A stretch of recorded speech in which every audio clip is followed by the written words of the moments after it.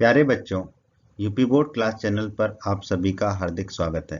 बच्चों, इस वीडियो में हम यूपी बोर्ड के कक्षा 10वीं के गणित के अध्याय 5 समांतर श्रेणियां का परिचय पढ़ेंगे।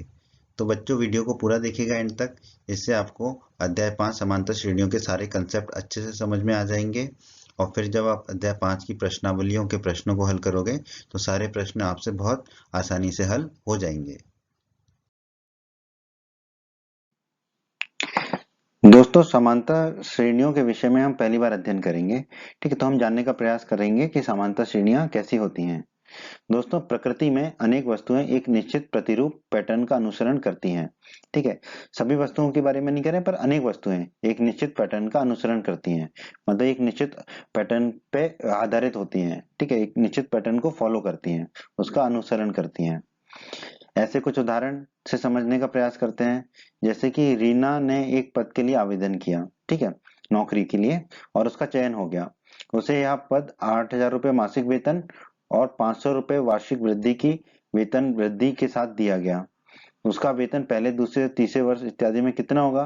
देखो, शुरू में उसका वेतन कितना है? 8,000। ठीक है, दूसरे वर्ष में उसका वेतन कितना हो जाएगा? 8,000 में 500 जुड़ जाएगा, उसकी वार्षिक वेतन वृद्धि हो जाएगी। ठीक है, 500 रुपए की, तो हो जाएगा 8,000 धन 500, यानी कि 8,500। फिर तीसरे वर्ष कितना होगा उसका वेतन? 8,500 में 500 जोड़ेंगे तो 9,000 रुपये होगा। चौथे वर्ष कितना होगा उसका वेतन? 500 जोड़ेंगे 9,000 में तो 9,500। ऐसे उसका वेतन बढ़ता जाएगा। अब देखिए, ये एक पैटर्न है। देखो, हर बार 500 बढ़ के मिल रहा है। अगला जो पद है वो हर बार 500 बढ़ के मिल रहा है। ठीक है, तो ऐसे पैटर्न पर ही आधारित है हमारी समांतर श्रेणियां। ये दोस्तों, एक और उदाहरण से समझने का प्रयास करते हैं। ठीक है, हम एक उदाहरण लिया। शकीला अपनी पुत्री की गुल्लक में 100 रुपए तब डालती है जब वह 1 वर्ष की हो जाती है। प्रत्येक वर्ष इसमें 50 रुपए की वृद्धि करती है। उसके पहले, दूसरे, तीसरे, चौथे जन्म दिवसों पर उसकी गुल्लक में डाली गई राशियां रुपयों में क्रमशः कितनी होंगी? देखो, जब वो 1 वर्ष की हुई तो 100 रुपए डाले। फिर प्रत्येक वर्ष 50 रुपए की वृद्धि कर रही है, तो दूसरे साल कितना डालेगी? 100 धन 50, यानी कि 150। फिर तीसरे साल कितनी डालेगी? 150 धन 50, यानी कि 200। चौथे साल कितनी डालेगी? 200 धन 50, यानी कि 250। ठीक है, तो देखो, इसमें हमें एक पैटर्न नजर आ रहा है, एक प्रतिरूप नजर आ रहा है। ठीक है, कि हर बार जो है अंक 50 बढ़कर मिल रहा है हमें। ठीक है, इसी प्रकार के अंक हमारे होते हैं समांतर श्रेणियां दोस्तों।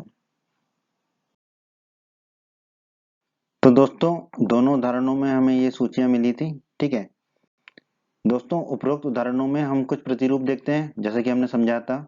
ठीक है, जैसे कि पहले उदाहरण में हर बार अगला अंक जो है 500 बढ़ के मिलता है हमको, और दूसरे उदाहरण में अगला अंक जो है 50 बढ़ के मिलता है। हम देखते हैं कि उत्तरोत्तर पद, यानी कि अगला पद, अपने से पहले पद से एक स्थिर संख्या जोड़ने से प्राप्त होते हैं। ठीक है, ठीक है, जो अगला पद है यहाँ पर पहले उदाहरण में जो है वो प्राप्त हो रहा है जब पिछले पद में 500 जोड़ देंगे। उसी प्रकार दूसरे उदाहरण में देखेंगे, अगला पद प्राप्त हो रहा है जब पिछले पद में हम 50 जोड़ देंगे, यानी कि स्थिर संख्या जोड़ने पर। ठीक है, इस अध्याय में हम एक प्रतिरूप या पैटर्न का अध्ययन करेंगे जिसमें उत्तरोत्तर पद अपने से पहले पदों से एक निश्चित संख्या को जोड़ने पर प्राप्त किए जाते हैं। ठीक है, तो इसी तरह की सूचियों का हम अध्ययन करेंगे, इसी तरह के पैटर्न का, इसी तरह के प्रतिरूप का हम अध्ययन करेंगे इस अध्याय में। हम यह भी देखेंगे कि इनके nवें पद और n क्रमागत पदों का योग किस प्रकार ज्ञात किए जाते हैं। तो आइए दोस्तों, अब हम समांतर श्रेणियों का अध्ययन कर लेते हैं। अंग्रेजी में इसे एपी कहते हैं, अरिथमेटिक प्रोग्रेशन। ठीक है, तो शॉर्ट फॉर्म इसका है एपी। तो बहुत जगह इसको एपी ही बोला जाता है, तो हम भी इसको एपी बोलेंगे। हिंदी में हम इसे कहते हैं समांतर श्रेणियां। पहला उदाहरण ले लेते हैं, 1, 2, 3, 4। अब इसमें देखेंगे जो अगला पद है वो पिछले पद से एक बड़ा है। 2 जो है 1 से 1 बड़ा है, 3 जो है 2 से 1 बड़ा है, 4 जो है 3 से 1 बड़ा है। या हम कहते हैं 1 में 1 जोड़ देंगे तो 2 मिलेगा, 2 में 1 जोड़ देंगे तो 3 मिलेगा, 3 में 1 जोड़ देंगे तो 4 मिलेगा। तो प्रत्येक पद अपने पिछले पद से एक अधिक है। अब इस उदाहरण में देखिए, ठीक है, प्रत्येक पद जो है, मतलब पहले पद को छोड़ देते हैं।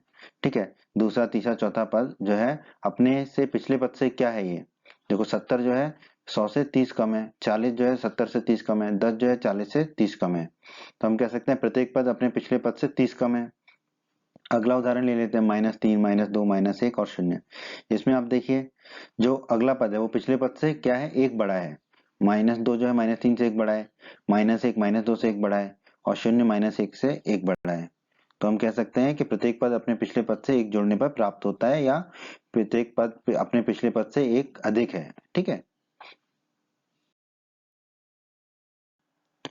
आइए दोस्तों कुछ और उदाहरण देख लेते हैं।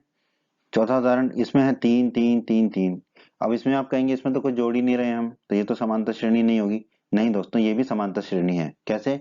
सभी पद 3 है, अर्थात प्रत्येक पद जो है अपने पिछले पद से शून्य जोड़कर या उसमें से शून्य को घटाकर प्राप्त होता है। 3 में शून्य जोड़ो तो 3 मिलेगा, 3 में शून्य जोड़ो तो अगला 3 मिलेगा, 3 में शून्य जोड़ो तो अगला 3 मिलेगा, या 3 में से शून्य घटाओ तो भी 3, 3 में से शून्य घटाओ तो भी 3, 3 में से शून्य घटाओ तो भी 3। तो ये भी एक समांतर श्रेणी होती है। फिर अब देखिए -1.0, -1.5, -2.0, -2.5। ठीक है, प्रत्येक पद जो है अपने पिछले पद में -0.5 जोड़कर, देखो -1.0 में -0.5 को जोड़ेंगे, या इसको हम कह लें कि उसमें से 0.5 को घटाकर। ठीक है, -1.0 में 0.5 घटाएंगे तो -1.5 मिलेगा, -1.5 में 0.5 को घटाएंगे तो -2.0 मिलेगा, -2.0 में -0.5 घटाएंगे तो -2.5 मिलेगा। ठीक है, या इसको हम कह लें कि -0.5 जोड़ रहे हैं, देखो -2.0 में -0.5 जोड़ेंगे तो -2.5 मिलेगा हमें। यहाँ पर सूची का प्रत्येक अंक क्या कहलाता है? एक पद कहलाता है, या अंग्रेजी में कहें तो टर्म कहलाता है। जितने भी पद हैं, जितनी भी संख्याएं हैं सूची की, हर एक संख्या क्या कहलाती है? एक पद कहलाती है। ठीक है, तो दोस्तों हमने ये 5 उदाहरण देखे थे। ठीक है, हम इन 5 उदाहरणों के बारे में क्या कह सकते हैं? उपरोक्त सूचियों में से प्रत्येक में हम देखते हैं कि उत्तरोत्तर पदों को इनसे पहले पदों में से एक निश्चित संख्या को जोड़कर प्राप्त किया जा सकता है। ठीक है, जैसे कि पहले उदाहरण में 1 जोड़ा था, दूसरे में -30 जोड़ा था, तीसरे में जो है 1 जोड़ा था, चौथे में 0 जोड़ा था, और पांचवें में जो है -0.5 को हमने जोड़ा था। ठीक है, संख्याओं की ऐसी सूची को यह कहा जाता है कि वे एक समांतर श्रेणी बना रहे हैं।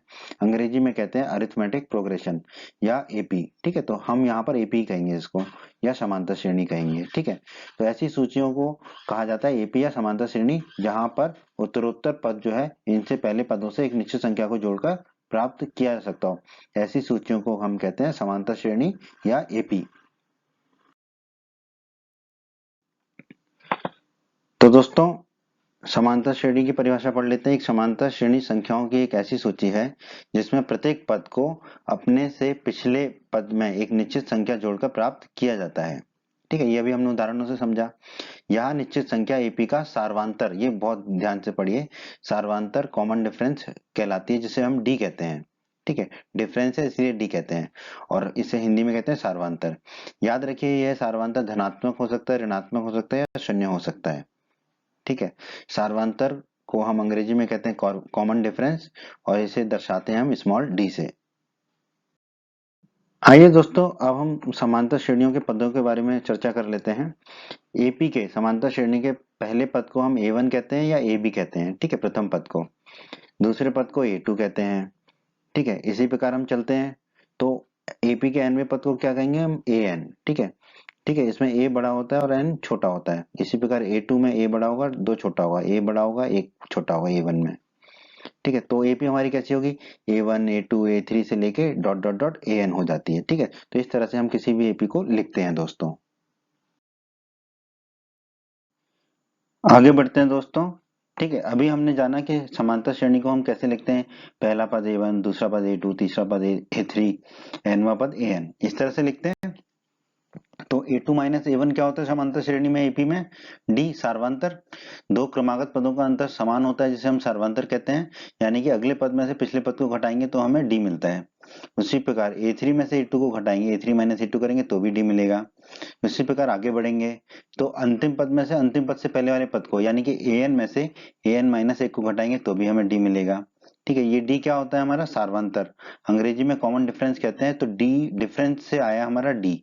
ठीक है, तो ये होता है हमारा सार्वंतर, दो क्रमागत पदों का अंतर, अगले पद में से पिछले पद को घटाते हैं हम, तो जो अंतर मिलता है वो उसे कहलाता है हमारा सार्वंतर। तो समांतर श्रेणियों में ये सार्वंतर हमेशा समान रहता है, मतलब दो पदों का अंतर जो है हमेशा समान होता है। ये एक खासियत है समांतर श्रेणियों की। आगे बढ़ते हैं दोस्तों। तो दोस्तों ए कॉमा ए धन डी ए धन 2d ए धन 3d, ये क्या है, ये भी एक एपी है। यह एक समांतर श्रेणी को निरूपित करती है जहां पर ए क्या है, पहला पद है, और डी क्या है, सार्वंतर है। ठीक है, इसे एपी का व्यापक रूप या जनरल फॉर्म भी कहते हैं। ठीक है, तो जैसे कि हमने A1 A2 A3 लिखा था, तो हम ए धन डी ए धन 2d ए धन 3d इस तरह भी एपी को लिख सकते हैं। क्योंकि क्या होता है, देखो अगला पद पिछले पद से डी ज्यादा है, आप देखेंगे हर पद अपने पिछले पद से डी ज्यादा है, सार्वंतर ज्यादा है, तो ऐसी सूची क्या कहलाती है, एपी कहलाती है। बच्चों, अगर आप हमारे यूपी बोर्ड क्लास चैनल पर नए हैं और आपने अभी तक हमारे यूपी बोर्ड क्लास चैनल को सब्सक्राइब नहीं किया है, तो जल्दी से सब्सक्राइब बटन को दबाकर यूपी बोर्ड क्लास चैनल को सब्सक्राइब कर लीजिए और बेल आइकन को भी दबा दीजिए। इससे आपको क्या फायदा होगा, जब भी हमारा कोई नया वीडियो आएगा तो उसका नोटिफिकेशन सबसे पहले आपको मिलेगा, और जब भी आप यूट्यूब में वीडियोज को सर्च करेंगे तो आपको हमारे चैनल के वीडियोज ऊपर नजर आने लगेंगे। बच्चों, इस अध्याय के बाकी सभी वीडियोस को देखने के लिए आप कभी भी आई बटन पर क्लिक कर सकते हैं। आई बटन पर क्लिक करने से आपको इस अध्याय के बाकी सभी वीडियोस के लिंक मिल जाएंगे। तो एपी जो है दो प्रकार की होती है, एक परिमित एपी और एक अपरिमित एपी। जैसा कि दोस्तों नाम में ही निहित है, परिमित एपी। ठीक है, तो जब एपी के पदों की संख्या परिमित होती है, यानी कि सीमित होती है, यानी कि अंग्रेजी में कहें तो फाइनाइट होती है, कि हमें पता होता है उस एपी में कितने पद हैं, तब ऐसी एपी को एक परिमित एपी कहते हैं। एक उदाहरण देख लेते हैं, जैसे कि 50, 100, 150, 200, 250, 300, 350, 400, 450, 500। तो इस एपी में कितने पद हैं, 1 2 3 4 5 6 7 8 9 10, 10 पद हैं। तो हमें पता है कितने पद हैं, तो ये एपी क्या कहलाएगी, हमारी परिमित एपी। ठीक है, और दोस्तों परिमित एपी जो होती है उसमें एक अंतिम पद अवश्य होता है, तभी तो वो परिमित एपी कहलाएगी, क्योंकि प्रथम पद तो होगा ही होगा और एक अंतिम पद भी होगा। ठीक है, तो परिमित एपी में एक अंतिम पद अवश्य होता है। आइए दोस्तों, अब हम अपरिमित एपी के बारे में पढ़ लेते हैं। तो जैसा कि नाम में निहित है, अपरिमित, तो जब एपी में पदों की संख्या अपरिमित होगी, ठीक है, तो ऐसी एपी को हम क्या कहेंगे, अपरिमित एपी। ठीक है, यानी कि एपी में जो है पदों की संख्या निश्चित नहीं है, अनंत तक जा रही है, तो ऐसी एपी को कहते हैं हम अपरिमित एपी। जैसे कि 1 2 3 4 dot dot dot dot dot, तो जब डॉट डॉट डॉट लगाओ और अंतिम पद ना दिया हो, तो ऐसी एपी कहलाती है अपरिमित एपी। ठीक है, अपरिमित एपी में अंतिम पद नहीं होता है। ठीक है दोस्तों, आगे बढ़ते हैं दोस्तों। तो अब एक एपी के बारे में जानने के लिए आपको न्यूनतम किस सूचना की आवश्यकता होती है। ठीक है, एपी लिखने के लिए हमें न्यूनतम किस सूचना की आवश्यकता होती है, प्रथम पद ए और सार्वंतर डी की जानकारी होना आवश्यक है, तभी हम किसी एपी को लिख सकते हैं। ठीक है, यदि हमें ए और डी ज्ञात हो तो हम एपी लिख सकते हैं। क्यों, देखो ए हो जाएगा पहला पद, और फिर ए धन डी हो जाएगा दूसरा, ए धन 2d हो जाएगा तीसरा, इस तरह से ए और डी के माध्यम से हम किसी भी एपी को लिख सकते हैं। इसकी विपरीत प्रक्रिया के बारे में हम क्या कह सकते हैं, उसके बारे में चर्चा कर लेते हैं हम। तो दोस्तों, हमारे सामने ऐसी परिस्थितियां भी होंगी कि हमें संख्याओं की एक सूची दी गई होगी और हमसे पूछा जाएगा कि क्या वो एपी है या नहीं है। ठीक है, और फिर उस एपी का ए और डी ज्ञात करना होगा हमें। तो अध्याय 5 में इस तरह के प्रश्न हमें मिलेंगे। देखो, अगर जो सूची दे रखी है उसका जो प्रथम पद है वो ए होगा। ठीक है, ए प्रथम पद है, इसलिए ए को तो हम सरलता से लिख सकते हैं, ए के लिए हमें कोई दिक्कत नहीं है। और दोस्तों, हम जानते हैं कि एक एपी में प्रत्येक उत्तरोत्तर पद जो है अपने पहले पद में डी जोड़कर प्राप्त होता है। ठीक है, इसका मतलब क्या हुआ, एक एपी के लिए उसके प्रत्येक पद को उसके पिछले पद में से घटाने पर हमें डी प्राप्त होगा, यानी कि डी बराबर ए टू माइनस ए वन होगा, डी बराबर ए थ्री माइनस ए टू होगा, डी बराबर ए फोर माइनस ए थ्री होगा। ठीक है, तो हम दो क्रमागत पदों को घटाएंगे, अगले पद में से पिछले पद को घटाएंगे और अंतर देखेंगे, अगर हर बार अंतर समान आ रहा है तो हम कह सकते हैं कि वो एपी है। ठीक है, और वो जो अंतर है वो क्या होगा, हमारा सार्वंतर होगा डी। ठीक है, और प्रथम पद ए तो हो ही गया, तो ए और डी निकाल पाएंगे हम आसानी से और बता पाएंगे कि वो एक एपी है या नहीं है। जब हर बार अंतर समान होगा तो हम कह सकते हैं कि वो एक एपी होगी। आगे बढ़ते हैं दोस्तों, एपी को हम कैसे लिखते हैं व्यापक रूप से दोस्तों, A1 A2 A3 dot dot dot an minus one और an। ठीक है, ये व्यापक रूप से लिखते हैं हम समांतर श्रेणी को, एपी को। तो दोस्तों, सार्वंतर डी का सूत्र क्या हो सकता है, डी बराबर ए के धन एक माइनस ए के। यहाँ पे ए के धन एक और ए के क्रमशः क्या है हमारे, के धन एकवा और केवा पद है। ठीक है, ए के धन एक है, ए के धन एकवा पद और ए के है केवा पद, ठीक है, यानी कि ए के धन एक जो है वो एक अगला पद है और ए के जो है वो पिछला पद है। तो डी ज्ञात करने के लिए हमें के धन एकवें पद में से केवें पद को घटाना चाहिए, चाहे के धन एकवा पद जो है वो छोटा ही क्या ना हो, ठीक है। अगर छोटा होगा तो ऋणात्मक आ जाएगा हमारा सार्वंतर डी। याद रखिए कि यदि हमें यह ज्ञात हो जाए कि संख्याएं एपी हैं, ठीक है, अगर हमने बता दिया कि ये संख्याएं या सूची एपी है, तो हम किन्हीं भी दो क्रमागत पदों का प्रयोग करके डी ज्ञात कर सकते हैं। फिर हम किसी भी दो क्रमागत पदों का अंतर ज्ञात करेंगे, वही डी होगा। अंतर का मतलब है अगले पद में से पिछले पद को घटाएंगे, ठीक है। फिर जरूरी नहीं है ए2 माइनस ए1 ही आप निकालो, फिर आप ए5 माइनस ए4 भी निकाल सकते हो, ठीक है। बस दो क्रमागत पदों का अंतर निकालना होगा अगले पद में से पिछले पद को घटाकर, तो जो भी अंतर आएगा वही कहलाएगा हमारा डी। आइए दोस्तों, अब हम चर्चा कर लेते हैं एपी के एनवें पद की, ठीक है। आपके जो प्रश्नावली 5.2 है वो इसी पर आधारित है। दोस्तों मान लेते हैं कि a1 a2 a3 dot dot dot an minus one an एक एपी है जिसका प्रथम पद a है और सार्वंतर d है। तब दूसरा पद क्या होगा, a2 a धन d, पहला पद धन d, पहला पद है a, तो ये हो गया a धन d, ठीक है। इसको हम कैसे लिख सकते हैं, a को तो a लिखा, धन d एक है तो d को लिख दिया हमने 2 माइनस एक गुणा d, ठीक है। 2 माइनस एक एक होता है गुणा d, ऐसा क्यों लिखा अभी आपको समझ में आएगा। तीसरा पद a3 क्या होगा हमारा, a2 धन d, a2 में d जोड़ देंगे सार्वंतर, ठीक है। a2 कितना है हमारा, a2 है a धन d, तो लिख दिया हमने a धन d, ठीक है। और ये वाला धन d है, इसको अलग से धन d लिख दिया। अब ये कितना हो जाएगा, a धन d हो जाएगा 2d, तो a धन 2d, इसको हम क्या लिख सकते हैं, a धन 2d को हम लिख दिया 3 माइनस एक गुणा d, 2 को लिख दिया 3 माइनस एक, ठीक है। चौथा पद क्या होगा, a4, तीसरा पद धन d, तीसरा पद है a3 धन d, a3 कितना आया था हमारा, a धन 2d, तो हमने लिख दिया a3 की जगह a धन 2d, और ये धन d फिर से लिख दिया। एक तो यही रहेगा, 2d धन d होगा 3d, तो ये हो गया a धन 3d। 3 को हम क्या लिख सकते हैं, 4 माइनस एक, तो इसको हमने लिख दिया a धन 4 माइनस एक गुणा d। इसी प्रकार आगे बढ़ेंगे तो nवा पद क्या होगा, देखो an, ठीक है। an क्या होगा, जैसे a4 लिखा था, ठीक है, a धन, ठीक है। अब ये देखो a2 था 2 माइनस एक गुणा d, a3 था 3 माइनस एक गुणा d, a4 था 4 माइनस एक गुणा d, ठीक है। सब में a तो था ही पहले, तो a लिख दिया हमने धन, ठीक है। तो a2 है तो 2 माइनस एक, ठीक है। 3 है तो 3 माइनस एक, 4 है तो 4 माइनस एक, तो n होगा तो n माइनस एक हो जाएगा, गुणा में d है तो गुणा में d लिख दिया। तो ये nवें पद का सूत्र आ गया, बहुत बहुत महत्वपूर्ण सूत्र है दोस्तों, हमेशा के लिए इसको याद कर लीजिए। एपी का nवें पद का सूत्र होता है an बराबर a धन n माइनस एक गुणा d, जहां पर a पहला पद है, d सार्वंतर है और n जो है एपी में पदों की संख्या है जो कि nवा पद है, ठीक है। तो दोस्तों हमने एपी का nवा पद निकाल दिया, an बराबर a धन n माइनस एक गुणा d, ठीक है। तो हमसे कहा जाएगा कि nवा पद ज्ञात करना है, तो इसी सूत्र का हमें प्रयोग करना है। दोस्तों an को एपी का व्यापक पद भी कहते हैं, जनरल टर्म भी कहते हैं, ठीक है। व्यापक पद एपी का an, ठीक है। यदि एपी में n पद है, ठीक है, अगर एपी में n ही पद है, ठीक है, तो an जो है इसका अंतिम पद को निरूपित करेगा, यानी कि an जो है वो अंतिम पद होगा, क्योंकि एपी में यदि n पद है तो, जिसे कभी कभी हम l द्वारा भी व्यक्त करते हैं, ठीक है। अंतिम पद को हम l द्वारा भी व्यक्त करते हैं, और एपी में अगर n पद है तो an बराबर हो जाएगा हमारा l, ठीक है। यानी कि अंतिम पद का मान क्या होगा, an के बराबर होगा अगर एपी में n पद होंगे तो। दोस्तों हमें इस अध्याय में एपी के प्रथम n पदों का योग भी ज्ञात करना होगा, इसी पर आधारित है आपकी प्रश्नावली 5.3, ठीक है। तो मान लेते हैं कि एपी कौन सी हमारी a1 a2 a3 से लेके dot dot dot an minus एक एपी है जिसका प्रथम पद a है और सार्वंतर d है। तब प्रथम n पदों का योग क्या होगा एपी के, sn बराबर, इसको sn से लिखते हैं, s क्यों लिखते हैं, सम, सम होता है अंग्रेजी में ना, सम मतलब जोड़, योग, ठीक है। तो sn बराबर मतलब n पदों का योग, प्रथम n पदों का योग, ठीक है।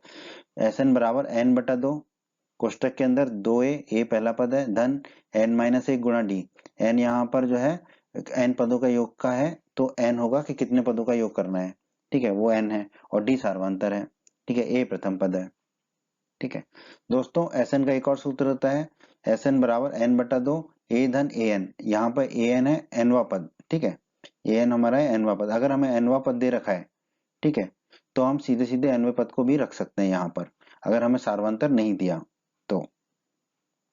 यदि किसी एपी में केवल एन ही पद है तो एन जो है वो अंतिम पद एल के बराबर होगा। ठीक है, अगर एन ही पद है एपी में तो एन बराबर एल होगा। तो एस एन बराबर कितना हो जाएगा, एन बटा 2, कोष्टक के अंदर ए एन की जगह रख देंगे एल, तो हो जाएगा ए धन एल। तो इन सब सूत्रों को आप बहुत अच्छे से याद कर लीजिए, ये आपके बहुत काम आने वाले हैं।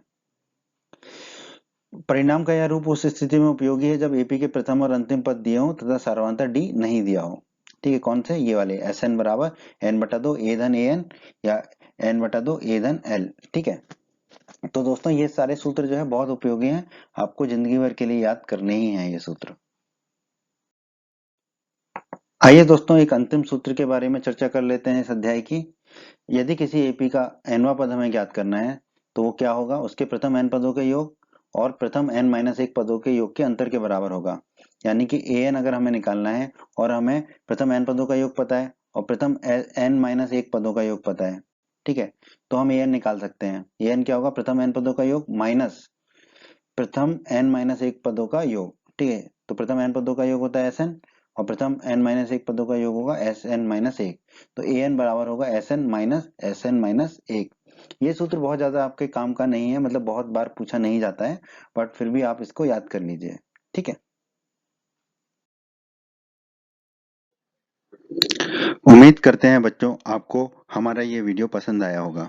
बच्चों अगर आप यूपी बोर्ड क्लास चैनल पर नए हैं और आपने अभी तक हमारे चैनल को सब्सक्राइब नहीं किया है तो सब्सक्राइब बटन को दबाकर जल्दी से चैनल को सब्सक्राइब कर लीजिए और बेल आइकन को भी दबा दीजिए। इससे आपको क्या फ़ायदा होगा, जब भी हमारे चैनल पर कोई भी नया वीडियो आएगा तो उसका नोटिफिकेशन आपको सबसे पहले मिल जाएगा। और जब भी आप यूट्यूब पर कोई वीडियो सर्च करेंगे तो हमारे चैनल के वीडियोज़ आपको ऊपर नज़र आने लगेंगे। आप हमारे वीडियोज़ को अपने सभी दोस्तों के साथ व्हाट्सएप और फेसबुक पर अवश्य शेयर करें जिससे आपके दोस्तों का भी लाभ हो सके। आपको वीडियो पसंद आई है तो वीडियो को लाइक अवश्य करें और इस अध्याय के अन्य सभी वीडियोस को देखने के लिए आई बटन पर क्लिक करें। आई बटन पर क्लिक करने से आपको इस अध्याय के सभी वीडियोस के लिंक मिल जाएंगे। धन्यवाद बच्चों।